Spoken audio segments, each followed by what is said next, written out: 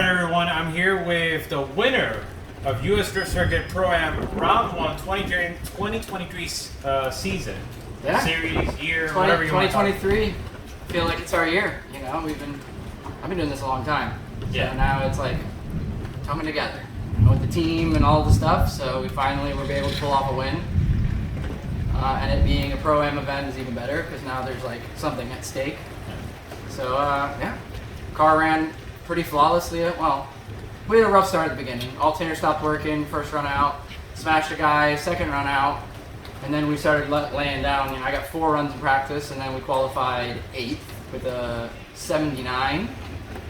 And then we went through a pretty stacked battle, or bracket. You know, Ryan Acevedo, Taylor Ray, and then went to the finals.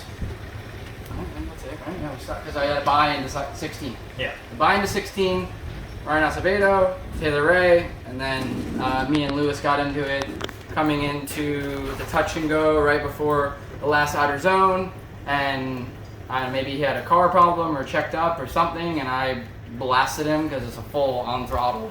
And I was doing these really fast snap transitions onto the door coming through outer zone 3, I guess it is. So yeah, feeling a little static. I haven't won in a long time, so hopefully keep the momentum. Well, you might feel ecstatic, but how's the car? Is it okay mechanically, or? Well, it shut off after we hit, and then the right rear wheel is towed out a lot. And then the left, I think, or the right front's gonna be okay. The fender got broke, the quarter panel got broke, the driver's door got broke earlier, the window got broke earlier. So it's seen better days. Yeah. But we'll be able to fix it. It's an S chassis, you know. I think it's gonna be overly okay. Yeah. But it did shut off after we got into it. So when we hit, the car was idling, and I went to like put it into neutral, and it just. So I don't know if it knocked something loose. It was a pretty good hit, but it wasn't as bad as, you know, Fuel Fest. Right, and that's what I was going to mention, is that after Fuel Fest, it was one of those things where your car acquired damage. Yeah, I mean, even after you ran a season of clutch kickers, where you would imagine that would be just battered and bruised after everything that I went through, but what you did at Fuel Fest was just an exhibition. Yeah, I got too out of control. It was a competition, and I got like too excited. Oh, okay. That was what it was, you know. And I was driving like it was a real competition, which was good and bad, you know. Right. Obviously, because I crashed it for my own fault, but you know, I think that a lot of that also has helped me win here. Because if I'm gonna drive, I'm driving. Like, I'm driving at like 9/10 almost all the time. Because if I'm gonna drive, I need to drive that way. So my question is, based on what you went through at clutch kickers, did you change anything, any major change with the car to help prep you for this series, or is it relatively the same? It's relatively the same. I've always had a problem with the charging aspect and the cooling aspect of my car because it's a dry sump setup, but it's a very old style setup where the crank pulley is 66% underdriven because it's meant to run in a stock Corvette C5. So to get the dry sump to work properly, they like underdrove everything, which is never a problem in a road race car. But when it's in a drift car and we're idling all the time, the car's always overheating and the water pump isn't spinning fast enough. So I actually just pulled the motor out, changed the crank pulley to a cog drive, and then a 10% underdrive. So I spun everything back up, you know, 10% under stock. Oh, okay. So now the car runs a lot cooler. It's now charging full voltage when it needs to be. I think the car's actually faster. So it was just an overall thing I needed to do, but it's just a lot of work to get done.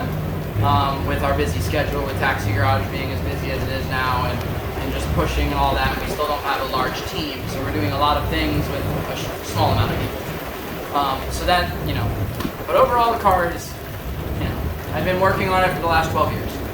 So it's the same car I drove at County Line in 2013. Oh, boy. It's the same motor that I drove in Throwback. Right? So yeah. It's the same car. Same cage, you know, I had to change some safety stuff to meet the requirements for this series, but other than that, it's the same car. So what's next for you? Fix it. Oh, okay, well that's obvious. Fix it, and then we Are you doing a Taxi Garage exhibition? Are you going out to another event? Or so I haven't actually looked at the two? schedule. We got round 2 for sure, because we did sign up for the series, so that's cool. It's good. I'm glad I did it preemptively, so now I'm in the running for everything. But right now, I don't even know.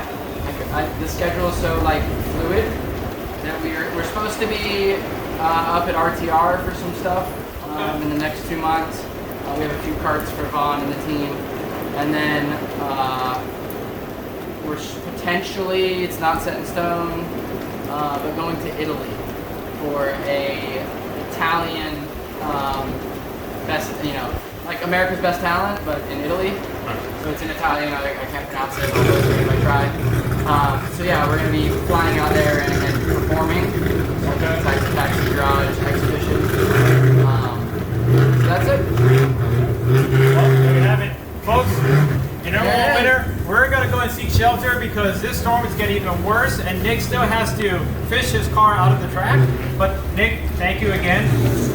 Wish you the best for the rest of the year. Stay tuned for more. It hasn't even set in yet. So.